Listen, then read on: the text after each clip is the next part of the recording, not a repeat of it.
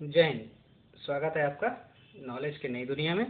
मैं नितेश श्रीवास्तव आपका स्वागत करता हूं।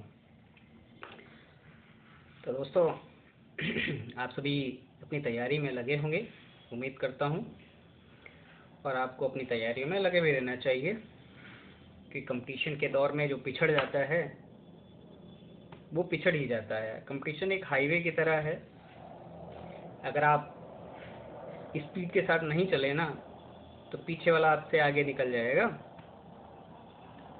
तो दोस्तों कंपटीशन में लगातार लगे रहना बहुत ज़रूरी है, होश रखना बहुत ज़रूरी है। खरगोश नहीं होना है आपको कि आप आगे निकल जाएं थोड़ा सा और आप ये सोचे लो थोड़ा सा आराम कर लिया जाए। आराम हराम होता है, ये मैं नहीं कह रहा हूँ, ये जवाहरलाल नेहरू ने कहा था। तो दोस्तों आपको बताऊं, आज कुछ जानकारी देता हूं आँखों के बारे में। आँखें ना होती तो क्या होता, आँखें हैं तो सब कुछ है। Eyes a window of soul, आत्मा की खिड़कियां हैं आँखें। तो आँखें हैं, नज़र हैं तो नज़ारे हैं, नज़रें ना होती तो नज़ारों का क्या होता। तो सीधी सी बात है, मैं आपको गाने सुनाने के लिए तो नहीं बैठा हूँ कि आपको कजरारे कजरारे नैना के बारे में बताऊंगा या झील से नीली आंखों में डूब जाना चाहूँगा। ऐसी कोई बात नहीं होने वाली है आपसे। आपसे सिर्फ वही बातें होने वाली हैं जो आपके लिए, आपके कंपटीशन के लिए, आपकी नौकरी की लड़ाई के लिए महत्वपूर्ण होंगी। वही बात होने वाली है आपसे। तो बने रहिएगा लास्ट तक, बहुत सारी जानकारियाँ आपको दे देने वाला हूँ आपके पेपर के लायक। किसके बारे में? आँखों के बारे में। दोस्तों आँखें जो होती हैं, मनुष्य की आंखों के बारे में आपसे बहुत सारे क्वेश्चन बनते हैं। जैसे आप जानते हैं, क्या आप जानते हैं कि मनुष्य की आंखें कौन से लेंस की तरह व्यवहार करती हैं? यदि आप नहीं जानते हैं तो आपको जानना पड़ेगा कि मनुष्य की आंखें जो होती हैं वो उत्तल लेंस की तरह व्यवहार करती हैं। कौन से लेंस की तरह? उत्तल लेंस की तरह व्यवहार करती हैं। आंखें जो होती हैं, इनमें जो आँखों की फोकस दूरी की बात आती है कि फोकस दूरी का नियंत्रण कौन करता है, तो आँखों का एक पार्ट होता है सिल्वरी काय। आँखों की फोकस दूरी का नियंत्रण करने वाला जो भाग है उसको सिल्वरी काय कहा जाता है। आँखों को 6 मांसपेशियां नियंत्रित करती है। आप इधर देख रहे हैं, उधर देख रहे हैं, तो ये जो आँखें इधर से उधर डोल जाती हैं, तो ये जो आँखों को नियंत्रित करने की मांसपेशियों की जब बात आती है तो आँखों को 6 मांसपेशियां जो होती हैं वो नियंत्रित करती हैं। क्या आपको पता है मनुष्य के कान में कितनी हड्डियां होती हैं? यदि आपको पता हो तो कमेंट करके बताइएगा। दोस्तों आंखों से ही सबसे खतरनाक क्वेश्चन आता है कि सबसे पतली त्वचा कहाँ पाई जाती है? त्वचा को आप जानते हैं?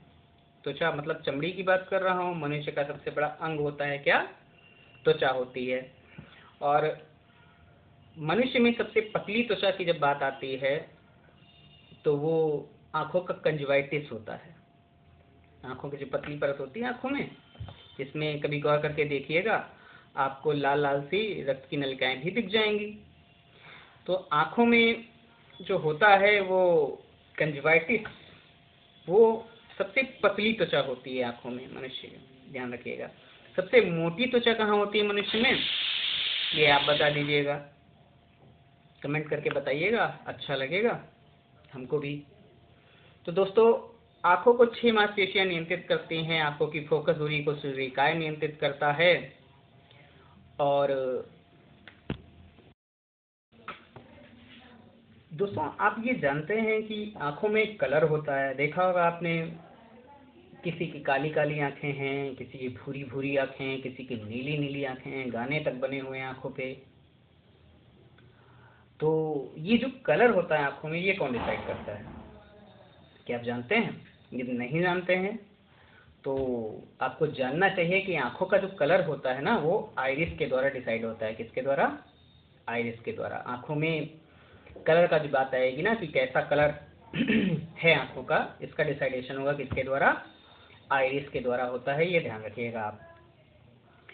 दोस्तों आंखों में जो प्रतिबिंब बनता है, जो प्रतिबिंब बनता है वो वास्तविक और उल्टा बनता है, ध्यान रखिएगा।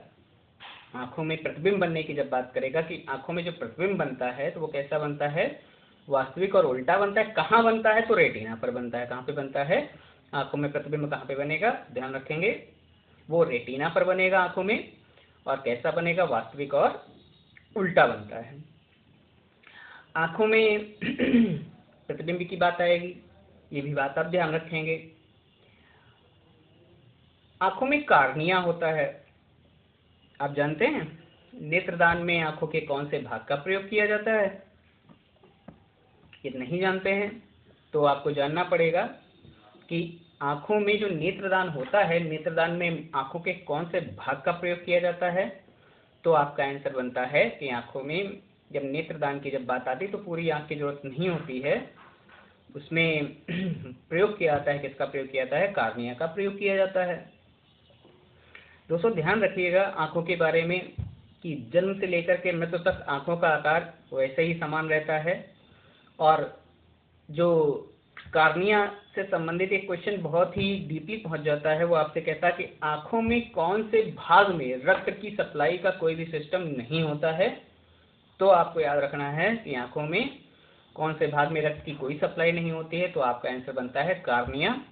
कार्निया में आंखों के जो आंखों का भाग है कार्निया, नेत्रदान में जिसका प्रयोग किया जा रहा है, उसमें रक्त की कोई भी सप्लाई नहीं होती है।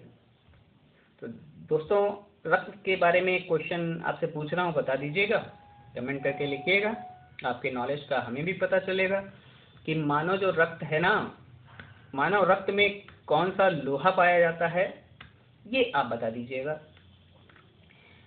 तो आंखें जो हैं उत्तल लेंस की तरह होती हैं और आंखों को 6 मांसपेशियां नियंत्रित करती हैं। आंखों की फोकस दूरी को सिल्वरिक आई नियंत्रित करता है।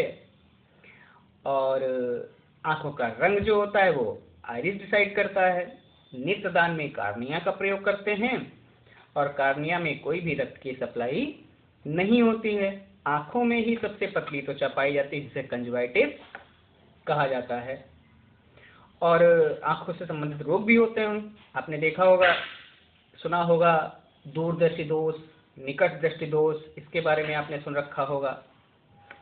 तो 2 दोष हैं, इनको आप याद कर सकते हैं। जैसे कि आपसे क्वेश्चन करेगा कि किसी व्यक्ति को दूरदृष्टि दोष है, उसे कौन से लेंस का प्रयोग करना चाहिए, और तब आपका आंसर बनना चाहिए दूरदृष्टि किसी को अगर है आंखों में तो वो कौन से लेंस का प्रयोग करेगा, तो वो उत्तल लेंस का प्रयोग करेगा। कौन से लेंस का प्रयोग करेगा, उत्तल लेंस का प्रयोग करेगा। दोस्तों क्या आप जानते हैं लेंस की क्षमता को कैसे मापते हैं, नहीं जानते, just wait and watch some seconds, आपको बता ही देता हूँ, इंतजार क्यों कराऊं। लेंस की क्षमता को डायोप्टर से मापा जाता है। कैसे मापते हैं, डायोप्टर से। वापस आते हैं अपने पॉइंट पे कि जो दूरदृष्टि दोष है उसे दूर करने के लिए कौन से लेंस का प्रयोग किया जाएगा, तो आपका आंसर फटाक से बनना चाहिए उत्तल लेंस। अब दूर हो गया तो निकट का भी इलाज के लिए जाइए, काम आएगा। निकट दृष्टि दोष की जब बात करेगा, निकट दृष्टि दोष किसी में है तो उसे कौन से लेंस का प्रयोग करना चाहिए, तो उत्तल और अवतल आप जानते हैं, 2 ही प्रकार के लेंस मुख्यतः की बात आती है। तो दूर के लिए उत्तल हो जाता है और निकट के लिए अवतल हो जाता है। देखिए दूर ऐसे आवाज करके जैसे ही बात आती है तो उसमें छुप जाता है उत्तल लेंस के जैसा छोटा ऊ, कि दूर दृष्टि दोष दूर होने की बात हो रही है तो उत्तल लेंस हो जाएगा। निकट की बात करेगा तो अवतल लेंस हो जाएगा। बट कंफ्यूज मत होइएगा, कहीं के पेपर में लेंस की जगह पे दर्पण लिख देता है। 2 ऑप्शन दर्पण के हो जाते हैं, 2 लेंस के हो जाते हैं। कहीं कहीं लेंस बड़ा उड़ा देता है और दर्पण रखा होता है, चौथा ऑप्शन रखता है कि इनमें से कोई नहीं, और आप क्या सोचते हैं कि दर्पण वाला ही आंसर सही हो रहा होगा। नहीं, दर्पण की बात अलग होती है, लेंस चश्मों के लिए होता है। और आप कॉन्टेक्ट लेंस के बारे में जानते हैं क्या, कॉन्टेक्ट लेंस होता है, चश्मों की जरूरत नहीं पड़ती, आंखों की यहाँ पर लगा लिया जाता है। कॉन्टेक्ट लेंस का आविष्कार किया था बेनोइट फर्नीरोन जो थे उन्होंने कॉन्टैक्ट लेंस का आविष्कार किया था। दोस्तों एक क्वेश्चन और आता है जो आपके पेपर के लिए बहुत महत्वपूर्ण हो जाता है कि जब उजाले से हम अंधेरे में पहुंचते हैं तो आंखों में कौन सा हार्मोन बढ़ जाता है और थोड़ी देर के बाद हमको दिखाई पड़ने लगता है। तो मेलेटोनिन हार्मोन जो होता है वो उजाले से जब अंधेरे में आते हैं तो कुछ समय के बाद हमको एडजस्ट करने में आसानी होती है और उजाले से जब अंधेरे में आते हैं तो हमें फिर दिखाई पड़ने लगता है। तो ये मेलेटोनिन हार्मोन को याद रखिएगा।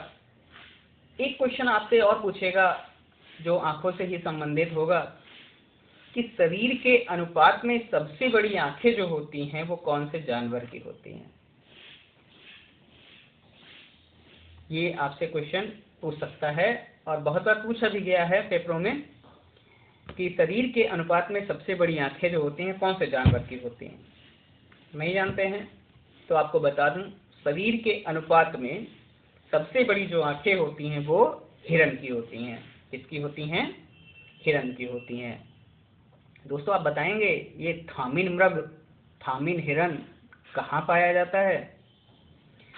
कमेंट करके आप हमको जरूर बताइएगा इस आंसर को। तो आंखों के बारे में दोस्त इतनी जानकारी आपके लिए बहुत है, इतनी जानकारियों को आप समाहित रखिएगा। कोशिश करूंगा जल्दी ही नया वीडियो किसी और टॉपिक पे लेके आऊं। जानकारी अच्छी लगे तो अपने दोस्तों को शेयर करिएगा, लाइक करिएगा, कमेंट करिएगा और अपनी तैयारियों में ज़रूर लगे रहिएगा। बहुत सारी उम्मीदें रहती हैं आप लोगों से, आपके अपने लोगों से। उन उम्मीदों को नाउम्मीद मत करिएगा क्योंकि ज़िंदगी छोटी सी है और छोटी सी ज़िंदगी में बहुत सारी चीज़ें हैं और बहुत सारी चीज़ों से बचना है। आपको सिर्फ अपने लक्ष्य को देखना है कि आप क्या पाना चाहते हैं और क्या कर रहे हैं।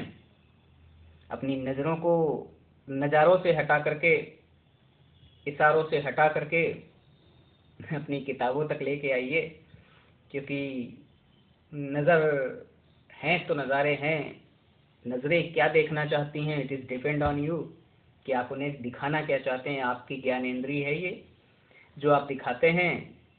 बेशक वास्तविक और उल्टा प्रतिबिंब बनता होगा रेटिना पे, लेकिन दिखता तो सीधा है ना। ये चीज़ें आप ध्यान रखेंगे। दोस्तों आँखों के बारे में इतनी जानकारी आपके लिए सफिशिएंट होगी। उम्मीद करता हूँ कि आप इस जानकारी को अपने पास नोट डाउन करेंगे, समाहित रखेंगे। मिलता हूँ किसी और वीडियो में अगले टॉपिक के साथ। तब तक के लिए जय हिंद, विजय हिंद। अपना और अपनों का ख्याल रखें, अपनी तैयारी में लगे रहें। जय हिंद, विजय हिंद दोस्तों।